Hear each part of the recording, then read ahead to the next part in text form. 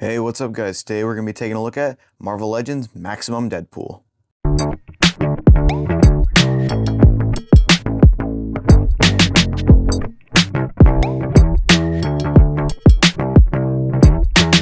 Now, I've been wanting a Deadpool figure for a long while. He's one of my favorite Marvel characters. He's one of the first Marvel movies I ever watched back in 2014 when the Deadpool movie came out.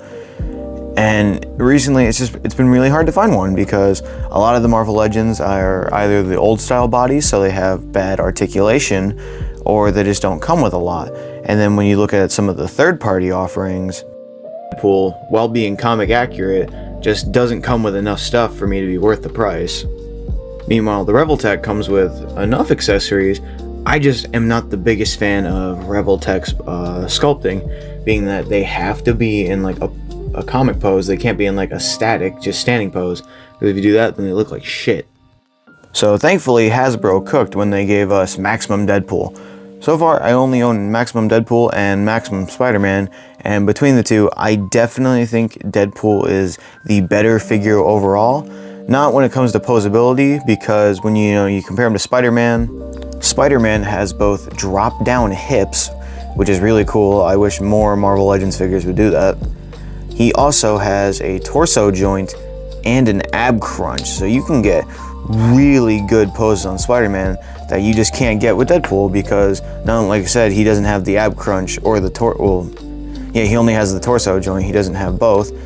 His straps on his arms or on his back for his sword holders can limit articulation, and so can the pouches on the belt and the thigh. It's kind of unfortunate. But for what he comes with, I think it definitely makes up for that issue. For his accessories, you get his two swords and the hands to hold them in. You get a knife, a stick of dynamite, and a chimichanga. Now moving on to guns, you get two trigger fingers that can hold.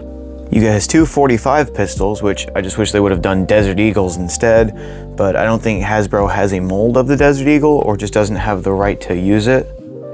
You also get this M60 machine gun, an AK-47 assault rifle, and this weird, futuristic battle rifle. It's kind of weird. It doesn't fit, entirely fully in his hand, and, if I put it in the Punisher's hand, it doesn't fit right either. I don't even know what it's exactly supposed to be. I just know it's from the comics. And then for all the guns, not the pistols, just the rifles, you get these little cool, muzzle flash effects. I think that's really cool. I wish more figures would do that. You get this alternate head, which unfortunately, like my Maximum Spider-Man, for some reason the head doesn't actually click onto the ball joint. It just kind of slides on, but it's really stiff, so it's not loose. But every time I put it on, I feel like I'm gonna accidentally fucking break the peg, especially if it's gonna be if it's cold or brittle out.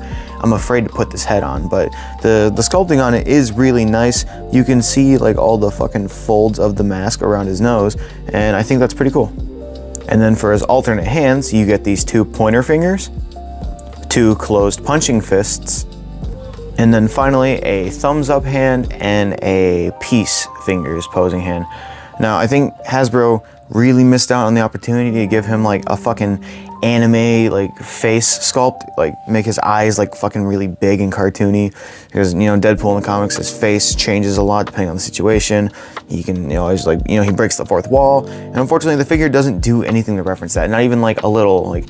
Spider-Man has the thing that goes on his head of the spider sense, so why couldn't Deadpool get something I don't know, a little cartoony effect, he just got hit and he has fucking birds going above his head. I think that would have been really cool and really funny.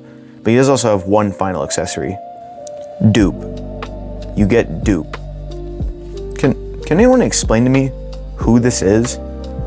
I know a very decent amount about Marvel Comics. I don't actively read them, but I keep up with character information. I've seen almost every movie. I've played a lot of the video games. I don't know who this guy is. What does he do? Now for articulation, he actually does really well. That's pretty good to say, being that he's a Maximum figure, but his arms can go all the way up this far. So it might just be my figure, but the pegs connecting the bicep to the shoulder are kind of gummy, so I wouldn't force it too hard in case you accidentally rip it, but it should be fine. He does have butterfly joints, but they are kind of limited due to the straps for the sword holders. But going forward, it's not too bad of a difference. He has double jointed elbows, like most Marvel Legends. His wrist swivels, and it's kind of limited by the collar on his wrist, but they can slightly bend down and slightly bend upwards. Now his head, like all Marvel Legends, is on a ball joint, and his neck also has its own separate ball joint peg. So he can look up pretty far, and he can look down really far. He has a really good ab crunch for just having a regular torso joint, and also a really good back bend too. That was what kind of shocked me the most. A lot of Legends don't have decent back bends. His legs can go forward all the way out, and god damn it, the same issue. His ass is just too fucking big. His legs cannot bend all the way back. You can't even like move them out to bend them all the way back. So that's kind of the first downside. But he does have double jointed knees. He has a thigh cut, a boot cut, ankle pivot, and a toe bend. That's cool. I like Legends with toe bends. So overall, for just accessories, I'd definitely give him a 9 out of 10. Articulation, I'd say it's also about a 9 out of 10.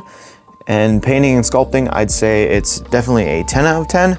The only issue is I was a little rough with it, and I did kind of scratch the paint a little bit. That's definitely on me. He didn't come out of the box like that. I was kind of rough when I first got him. So that's definitely on me. And for a really fast size comparison, because I have to go to work in like 30 minutes, here he is next to Marvel Legends Gamerverse Captain America, Marvel Legends Gamerverse Venom, Marvel Legends Maximum Spider-Man, and Star Wars The Black Series Boba Fett. Anyway guys, if you like the video, make sure to leave a comment, like, and subscribe. I'm probably gonna make a couple more of these. So right now I'm trying to save up money to move out, and I'm not really planning on buying a whole lot of figures. The only figures I have left probably this year are going to be Figuarts Full Power Broly, but I do have a bunch of videos on backlog right now, like Rebel Tech Venom, McFarlane Toys Spawn, and Boba Fett, and a couple other things. So be on the lookout for those. Anyways, have a good one.